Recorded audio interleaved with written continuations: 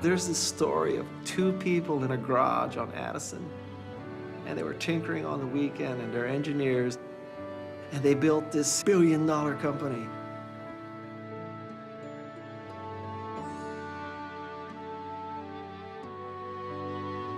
Bill and Dave encouraged people to be brave enough to take the risks and think as large as possible.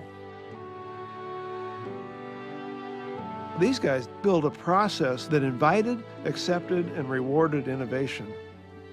There were multiple people in every department of the company doing innovative things.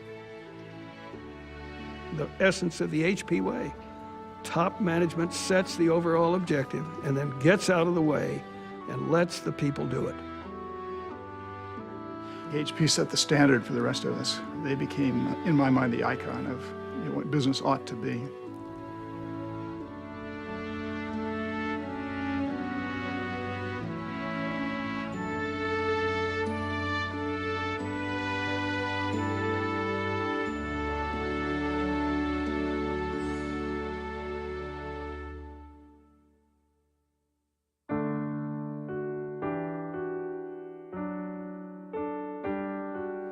At some point, we decided that we were going to try and form a company and go ahead. We wanted to find a house and a garage that we could use for a shop. The story is that Dave and Lucille lived in the bottom half of the house, and Bill had a little shack in the back. I brought the drill press and some other tools in the back of the car, and we set up the shop there. They started the company on about $500 and a good idea, and believe me, it showed. We started out, of course, baking our panels in Lou's oven, and then we decided we want our own oven, so we bought an old refrigerator unit because it had good insulation. Well, it got so hot that it caught fire, and the fire department came and put it out. Otherwise, we would have lost the whole works. Yeah. What got Hewlett-Packard really going was the first big order, and that came from Walt Disney for the movie Fantasia. They needed really good sound. And the audio oscillator, which was the first HP product, was the best device in the world for that. And simply produces a variable tone. You can hear what it sounds like. And that's just part of the range. We put together a set of specifications, a little sales pitch that Lou typed out for us. Remember how we priced it? Yeah. We didn't have any idea about pricing in those days, and I guess we started out with $54.50, wasn't it? $54.40 or fight. $54.40 or fight, something like that.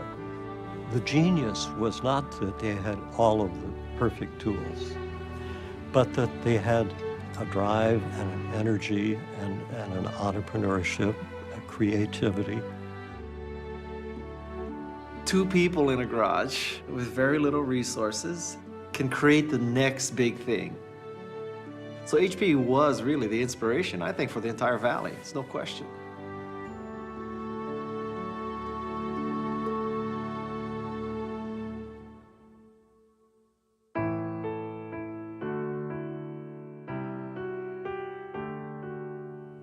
The company was formed in a different way from most modern companies. It was formed out of friendship. These are two guys that just got along well together and decided to build a company, and then they'd figure out what they'd build after they got it going. Our primary interest was to bring some money in the door.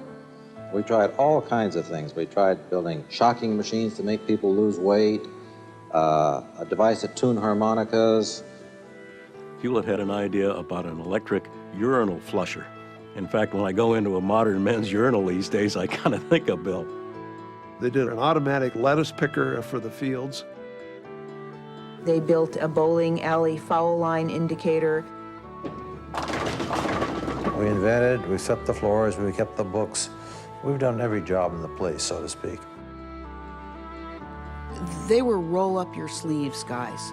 They were can-do people. Dave Packard was a lot more outspoken, Dave was a big guy. He was 6'3" or 4". He had a finger that would get longer and longer as he waggled it at you. So he was a pretty forceful personality. Now, Hewlett was more likely to be deeply involved in the technical issues and the technical side of the company, and Packard was more likely to be involved in the financial sides of the company. But you couldn't depend on that because you never knew who was going to pop up. They'd have done terrific things, I think, by themselves. But together, they were extraordinary.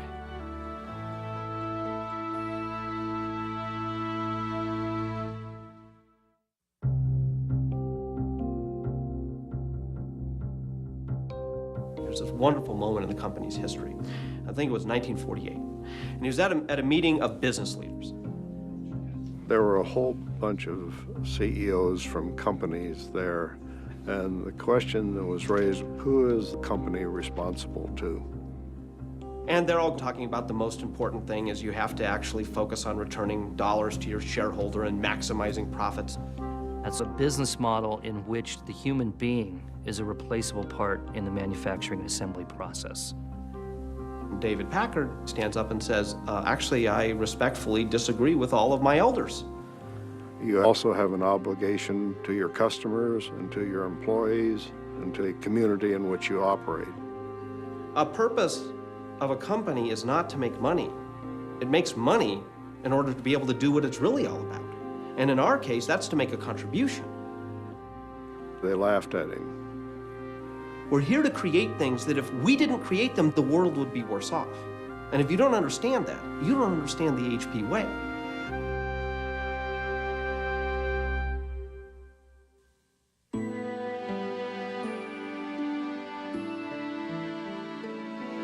The thing that I fell in love with was there was an immense pressure to make a contribution. That was the key phrase, that you had to make a contribution, that you didn't just bring out a product because you thought you could make money on it. You brought out a product because you thought there was some dimension in which it was significantly better. And what this really means in this sense is not to be a me too, but to not go into some area unless you feel that you've got something really to contribute. Because if we just try and follow someone, you're always going to be at the tail end. Dave and Bill expected good performance, and everybody pulled an oar to make a contribution. Everybody was proud of the company and the fact that we were really doing something worthwhile. The best measure of whether we do or do not make a contribution is whether we can market that product at a profit. In other words, whether it's worth more to the customer than it costs us to make. He realized that if the company didn't make a profit, they wouldn't be able to make a contribution in science and technology. They wouldn't be able to take care of their employees. They wouldn't be able to give back to the community in terms of philanthropy. HP was a business, and these men were dedicated to increasing revenues and increasing profits. After that, all the good things followed.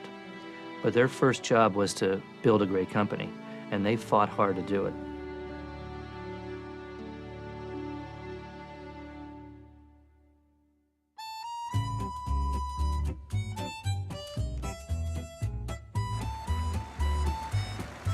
We had all kinds of social things going all the time.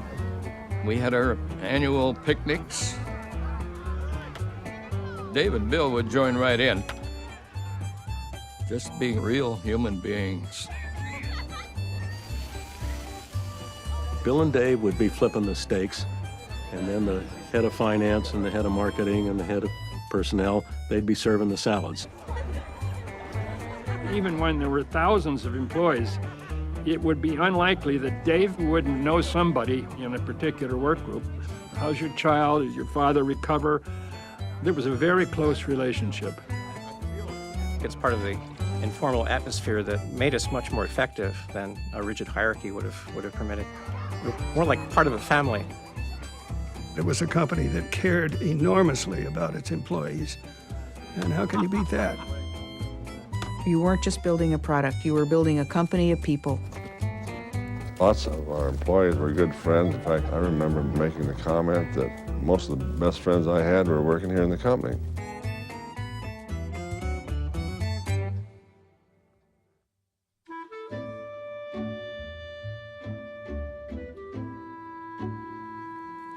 First time I met Dave Packard was in 1952. I hadn't been with the company very long. He showed up in the lab at about 6 o'clock or so, and I was still taking measurements. And we were having trouble with a particular device, an attenuator. And I became aware of this big man sitting next to me on the stool. He got behind me and said, "Hey, Art." He said, you take the readings and I'll write it down on your notebook. I moved over and he tested some of these things. And he said, "You know, you're right. They're not passing." So we worked past midnight taking data.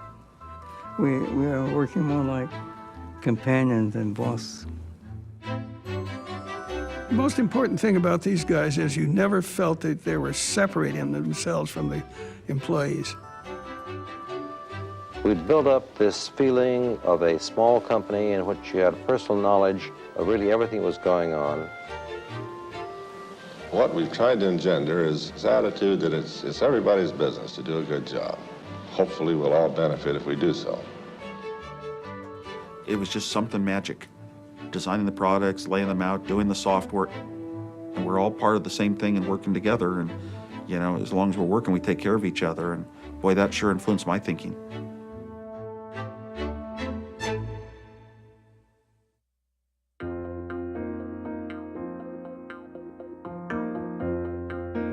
One day the phone rang and Hewlett says, "T, we've got this calculator going on at HP Labs."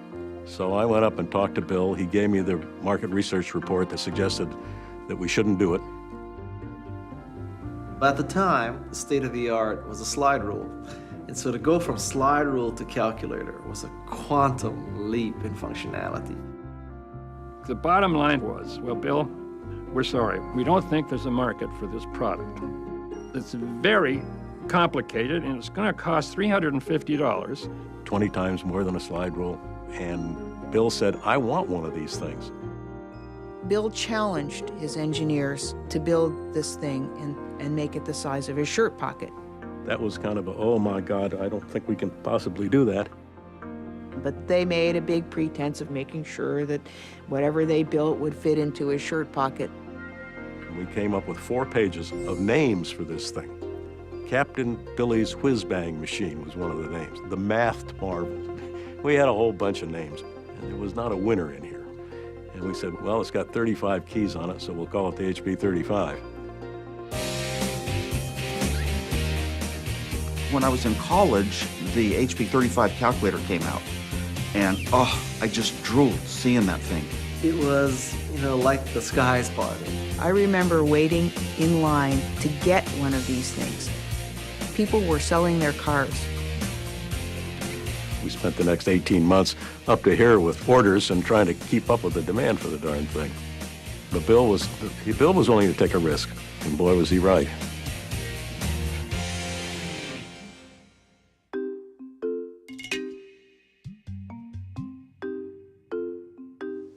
We went from a specific, fairly small type of company and laid the groundwork to expand into a larger domain.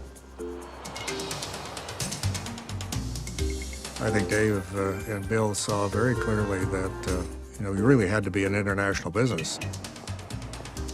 The market for electronics was a worldwide market. Why confine it? Hewlett insisted that we ought to have not only overseas sales, but factories overseas. We are really serving a worldwide need. It's just the simplest way to express it. Dave and Bill, in looking at the international market, saw it as a place to go out and get more of the best minds in the world. So they always viewed it as a source of talent. And the HP way makes each of those branches feel as though they're amongst the best in their part of the world.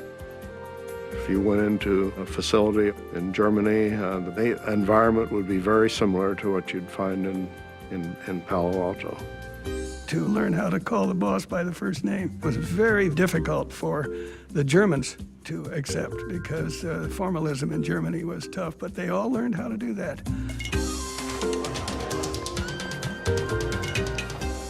その両方のアメリカの文化と日本の文化が全くこうミックスするって言いますかね、こうごちゃごちゃになってると、上位形と言いますか、特に下からの意見を非常に言いやすいということが言えました。これは日本の他の会社とは大いに違うところだったと思います。No matter what culture you were in, could be in Asia, it could be in Europe, could be in the United States, that was a universal feeling on the part of the employees that they were honored and that they were respected.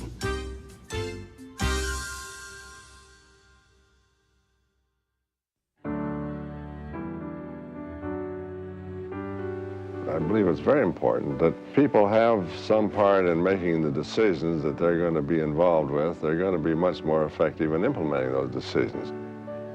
The essence of the HP way, plain and simple, top management sets the overall objective and then gets out of the way and lets the people do it. They had a slogan: decisions should be made at the lowest possible level. Dave used to say that. Rank doesn't matter, titles don't matter, which degree you have and from which school doesn't matter. It's, are you part of this team and what can you contribute to it, and are you doing your job? They encouraged people to be brave enough to take the risks and think as large as possible. Trust the people, give them the tools, hire the best people, get stuff done. This was what HP did. It trusted people to do the job. And you stepped up. You really stepped up. It scared the hell out of you. Made you into a better person.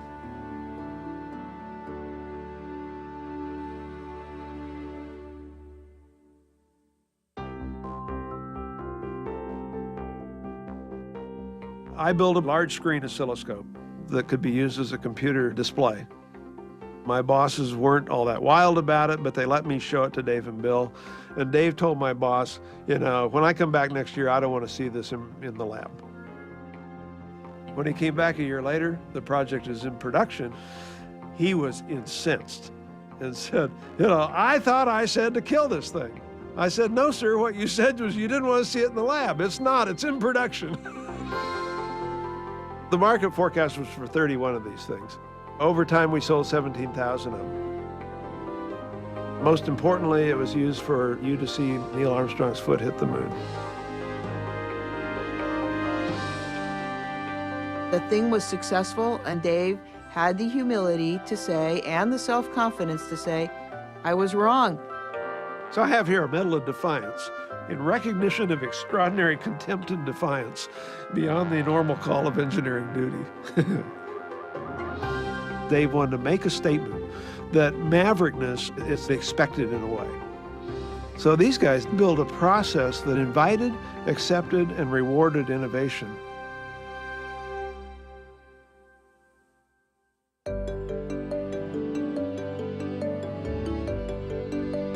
So Dave and Bill were people who just loved and benefited from change. It didn't matter how big HP got. To them, change was something that they always looked at and said, where is the opportunity? This company, in 60 years, morphed itself 5 times. It was a voltmeter company, and then a microwave company, and then a handheld calculator company, and then a computer company, and then an ink company. The HP way could accommodate so many different business models over decades and decades of time, but they were flexible enough to know that you apply those principles in different ways as conditions require. You can continuously change as long as your heart's intact, as long as your core values are there. And if you've got the right values, then out of that will constantly emanate that innovation. And that's always been the power of Hewlett-Packard.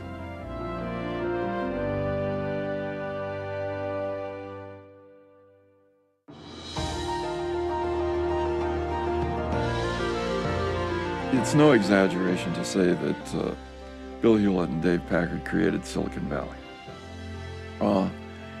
Big time. And they respected and appreciated other entrepreneurs. Everything I learned about entrepreneurship was taught to me by Dave Packard. There were many bright people who left HP and founded their own companies, and they carried away the fundamentals of the HP way. There was an ad run in 1962 that said, "You want to be an entrepreneur? Come here first and learn how." And it's like, that's a weird ad. You know, you're encouraging people to go elsewhere. But Bill and Dave's attitude was, that's great. And they seeded this valley with some of the greatest talent you can imagine. I even turned down starting Apple once. I refused to go to Atari because Hewlett-Packard was my company for life. The morale was so high, I never saw anything like that, just the happiness of everyone working with each other.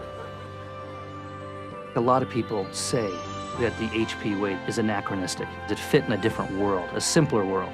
But in fact, it may be more relevant today. And that's because when your employees are scattered all over the planet, people are working independently, you have to trust your employees more than ever before. And that's what Bill and Dave did. They set the model for it.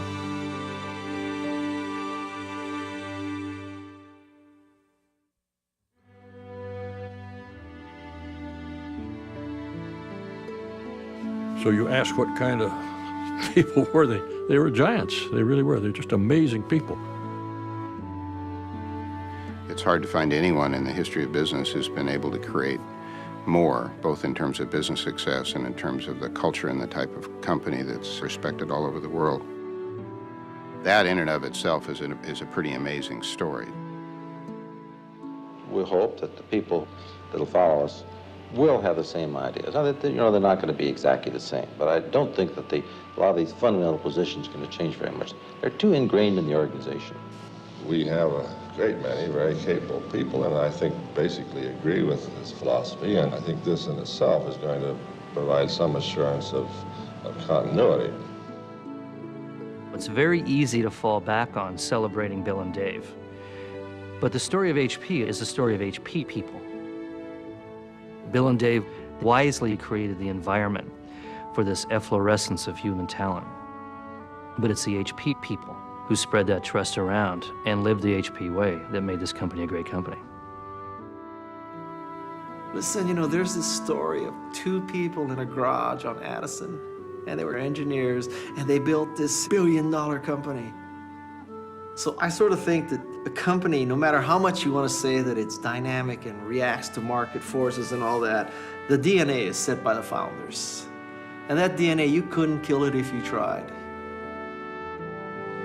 I don't think it's useful to spend much time looking at the past. I think we ought to spend most of our time looking at the future, because that's where we're all going to be.